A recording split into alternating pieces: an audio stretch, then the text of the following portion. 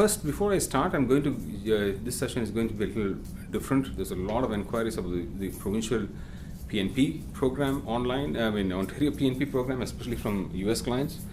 So I'm just going to take this recorded session and I'll be posting this clip online so that they also learn from it.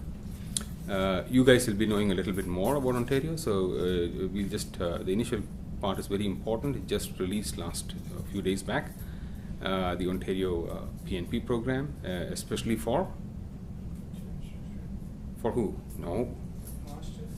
It is not for international students. It's for Canadians and in Canada and international. It's for anybody with the work experience. Not just not exclusive for Canadian. The quotas are entirely for around the world. So anybody in the computer industry or IT sector or in the telephony, right, communication sector, all those people in these two different sectors, they were picked. Not mindful of their points. They did not go with their points. They were picked. Just like that.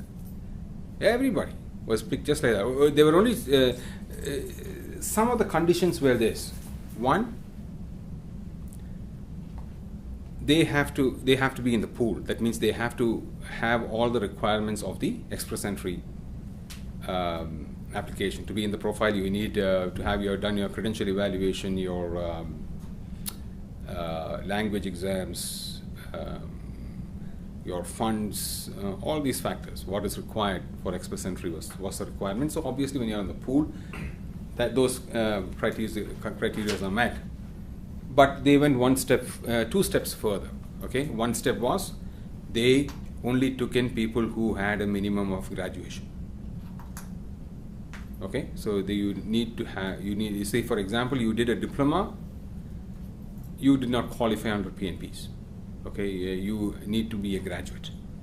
Okay, so points was not a consideration, but one was that you need to have a course equivalent to Canadian graduation, and the second factor was the intent.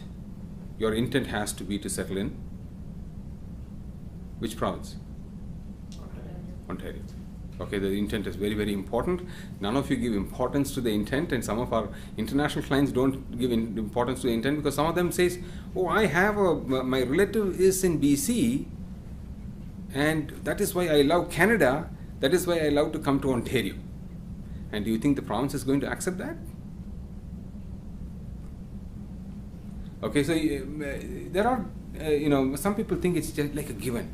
Okay, they give it and automatically, everybody is picked. No. There are certain criteria, and when you write your intent to do in the province, you must be very careful. If there is any inking from the province that you are likely to, that's why they would rather give a PNP in Ontario. They would rather give a PNP to somebody who is living in Ontario because they know that they're going to live there, or somebody who's overseas. Why? Because Ontario is the only province they could know when they come to Canada. But if you're living in another province here, they think twice. They will reevaluate the intent. Absolutely. So very important. And that is because, why is it so? Why is it so? Why does the government care that your intent has to be to live in Canada? This is because of your rights. Permanent residence is a very, very powerful visa. You realize that? Very powerful, and we'll talk about that. Very powerful. Even your selection is thrown out because of your rights. So when you come to Canada, when you become a permanent resident of Canada, even though the province has nominated you, they cannot stop you from moving anywhere else in Canada because you're a permanent resident of. Yes.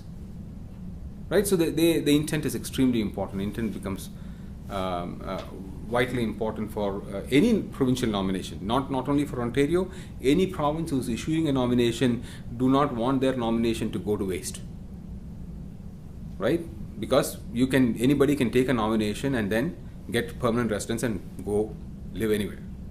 Once you're a permanent resident of Canada, your rights supersede even your selection rights. So it's very, very powerful. So these are some of the criteria.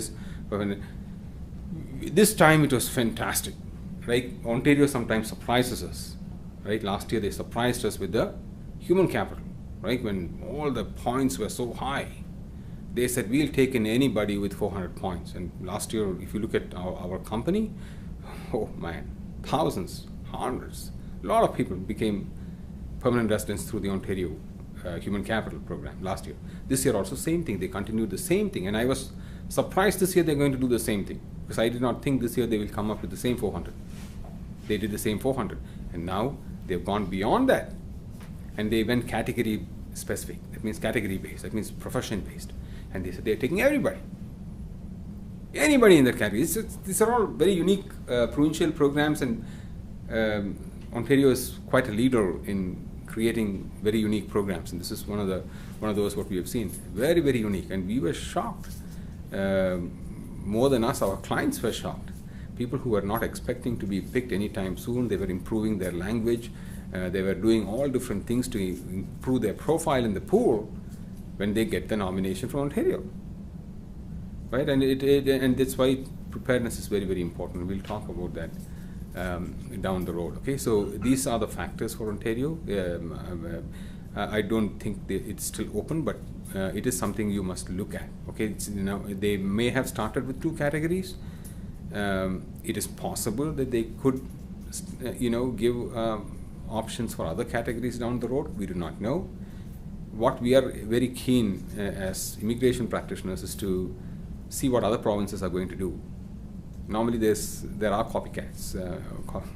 There are people who try to follow. There are people who try to look at Ontario and learn. So we want to see what other provinces also has to do. And we were, all those myths and thing that we only have less points was thrown out by this one provincial nomination. We've never seen people with such low points get picked. It was great. Okay, so it is one step in the right direction. So if you're not a professional in that area, it is something which you can prepare for. Maybe you are going to be. The thing is, we'll talk about it. So Ontario PNP is the release is good. We are looking for more of these releases. Many people immediately come up with this idea that they are going to come up again. It's going to be like the 400 points, right? The human capital, where they will come up with releases, after a particular time, after every 3 or 4 months, they come up with new releases. I doubt that will happen. They might come up with new releases with new categories. It's a possibility, right? It's just not one category which is required by the province. The province requires various other professionals as well. So it could be that they could focus on other categories as well, yes. For Ontario PNP, yes.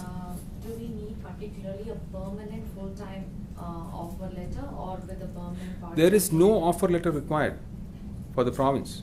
For PNP? PNPs, no. There is no offer letter required. It's based on your past experience. It is not based on your current experience or your future offer, no. This is not a job offer based approach. It is based on the express entry format, where your past experience will account for your selection under the new criteria, right? So no, it is not based on job offer. Okay? Does it differ for college and university? No, there's no difference. It has nothing to do with college and university at all. It is only the only thing what is required is did you work in that profession? You need not even have worked in Canada or studied in Canada. Even the work is not related to Canadian. No, it is not related to Ontario. You could have worked anywhere in the world. That is why so many people from India and the Philippines got picked under the Ontario PNP. So many guys from the US got picked. So many people from the US did not get picked. Okay, so again, that intent is also there when you're looking at North America. Are you going to live in the province of Ontario? We do not know. If you're probably living in Washington, D.C., close to the BC border, you're likely to go into BC, right? So the intent is very important when you're looking at North Americans. So we need to focus on intent, okay? But selection was for everybody who worked in that profession. It is not based on your current experience or your future. It is based on your past experience. Okay, nothing got to do with your current experience, nothing got to do with job offer, nothing got to do with that, no. I also have one more doubt, last time in college, when we had a seminar, they were telling us soon after your graduation, in about 2 years, you can only apply for PNP, and after that, you're not eligible to apply, they told us. Is there anything like that? Yes, you're right. They're right. And no, there's nothing like that. Don't worry about all these petty. They're talking from a CIC. When a CIC person comes and talks to you, they'll talk about the regulations. Okay, the regulations doesn't impact you much. You must understand that, right? For you, just imagine you can. Yes, they are right. 2 years. After 2 years, you cannot apply under CEC. Right? Canadian Experience Class. You can apply under FSW because suppose you are working, you get more points in work experience.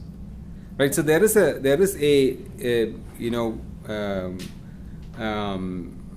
you could apply in different things, and we'll talk about that later. Keep this point, we'll discuss it later. Okay, so then down after the seminar you'll have a better understanding, so we'll talk about that. I'm just talking about Ontario PNP, this release by itself. I just want to take the clip and post it online. Okay, it's here.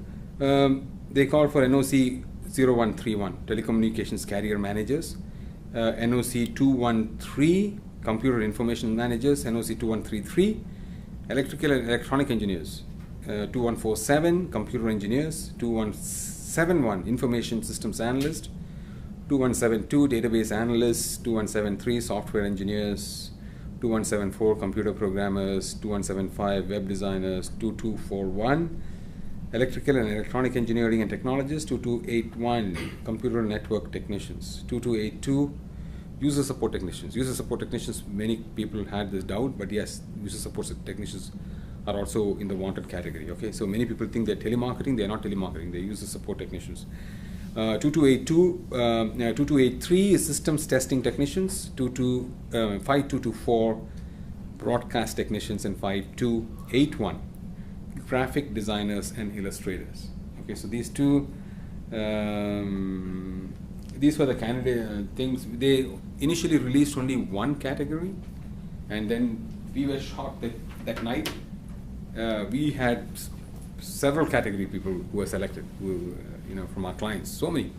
So we were like surprised, but then they corrected their statement. It was for anybody related to computers and telephony, right? So it was a good big this time.